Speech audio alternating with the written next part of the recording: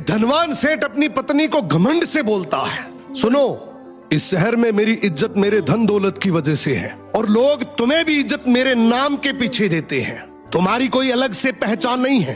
पत्नी बोली, सुनो सेठ जी, घर की लक्ष्मी अगर चाहे तो 1 सेकंड में घर की इज्जत मिट्टी में मिला सकती है और चाहे तो आसमान तक पहुंचा सकती है। आपकी इज्जत मेरे हाथों में है। सेठ हंसकर बोला, तो फिर मौका आने पर दिखा देना। अब शाम को सेठ के घर एक महफिल जमी।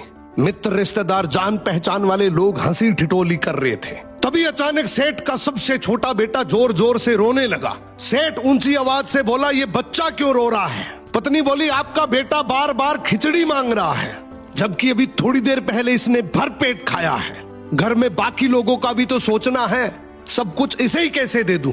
ये सुनते ही महफिल में सन्नाटा छा गया। लोग आपस में बात करने लगे कि इतना बड़ा सेठ और घर में खिचड़ी का झगड़ा। सेठ का चेहरा लाल पड़ गया, उसकी इज्जत वहीं धूल में मिल गई। रात को सेठ अपनी पत्नी के पास गया और बोला, ठीक है, मान गया, आज तुमने मेरी इज्जत सबके सामने गिरा दी, अब इसे वापस लाकर दिखाओ। पत्नी बोली, मेरे लिए तो ये चुटकियों का खेल है, बस एक काम करना, उन सबको कल फिर से बुलाओ। अगले दिन फिर से महफिल जमी। हंसी मजाक चल ही रही थी कि बच्चा फिर से रो पड़ा। सेठ बोला, अब क्या हुआ? पत्नी बोली, फिर वही खिचड़ी की जिद। इस बार सेठ मुस्कुराकर बोला, तो फिर खिचड़ी लाकर दो, मैं अपने बेटे को हाथ से खिलाऊंगा और साथ में सभी मेहमानों को भी खिचड़ी परोस दो।